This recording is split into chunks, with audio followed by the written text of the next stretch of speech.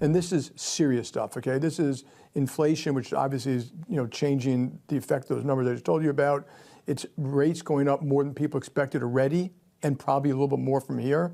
It's QT, which we've never had before. So therefore, the unknown effects, and you see it today in bond markets around the world and sovereign markets and people selling U.S. Treasury debt, and it's the war.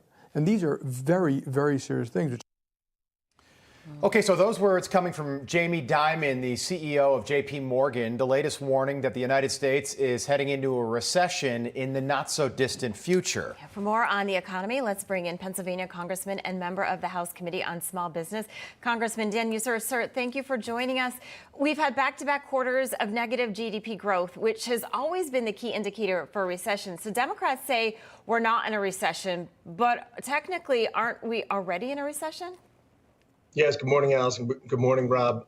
Yes, we most definitely are. And if you ask any of my constituents, they're not only reading the data, but they're feeling it. People are hurting. I appreciate Jamie Dimon's comments, and I listen to a lot of economists.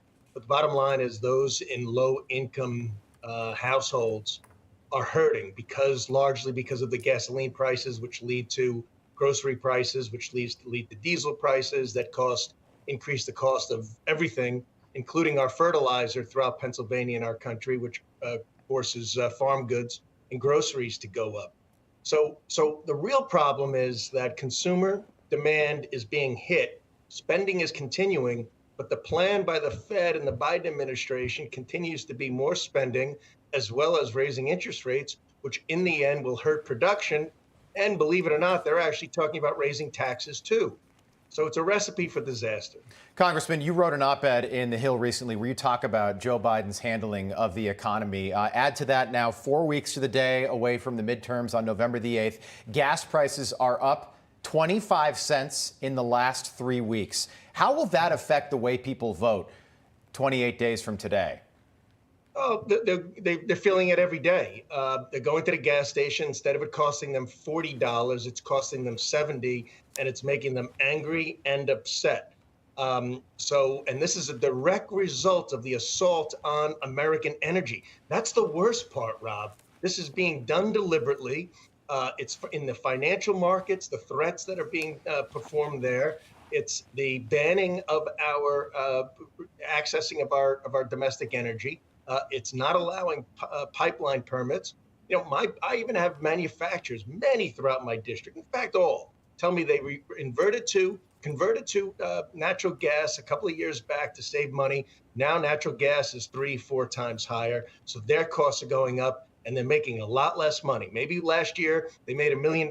This year they're making $400,000, paying less taxes, paying less bonuses, paying less everything, and growing less. It's a very anti-growth administration, aided and abetted by the Democrats in the U.S. House and Senate. Yeah, Congressman, you mentioned interest rates. They're expected to go up again. A lot of Americans, are putting things on their credit card, things they wouldn't, gas, groceries. So now these interest rates are going up. Americans are paying a ton of money in interest. How bad do you think it's going to get? And what should the administration do?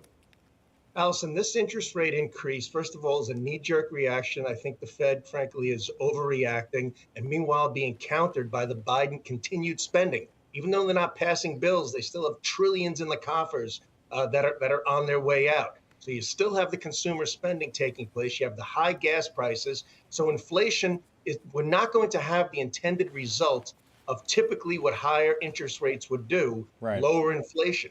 We're not going to have that. What we're going to have is added costs on domestic production and manufacturing, which of course makes our foreign goods that come into our country, our imports, more competitive. So it's a recipe for disaster. We're imploding our production, not affecting our consumer demand and helping our competitors along the way.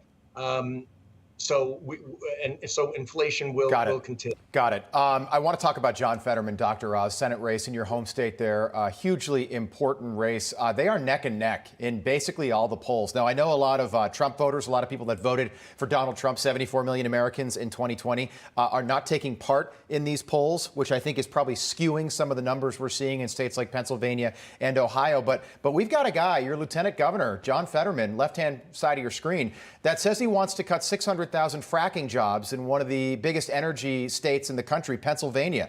Is that message getting through to voters? Do they know this? Not yet. There's a lot of messaging taking place, a lot of ads being run by the Oz campaign. The more people know Dr. Oz, I firmly believe the more they will like him and vote for him. The more they know Fetterman, the less likely they are. Yeah, the idea. But Congressman, the point is, here we are. We're 28 days away. I don't mean to cut you off, but when are voters going to get the message? You look at New York Magazine this morning. John Fetterman, there is this glowing article written about a guy who never takes off his sweatshirt, who had a stroke a few days before the May primaries, a hugely flawed candidate. And we're talking about this man in glowing terms. He wants to let murderers out of jail and cut 600,000 jobs on day one, and Pennsylvanians still want to vote for him. Every problem and crisis we have, John Fetterman and many Democrats want to make worse, and that is their plan.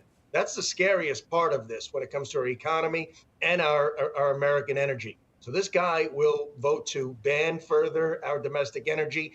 He will do nothing about the border. He wants to make Pennsylvania a sanctuary state. This guy, meaning John Fetterman. So again, people hopefully will be getting the message. But as you stated, the polling is wrong.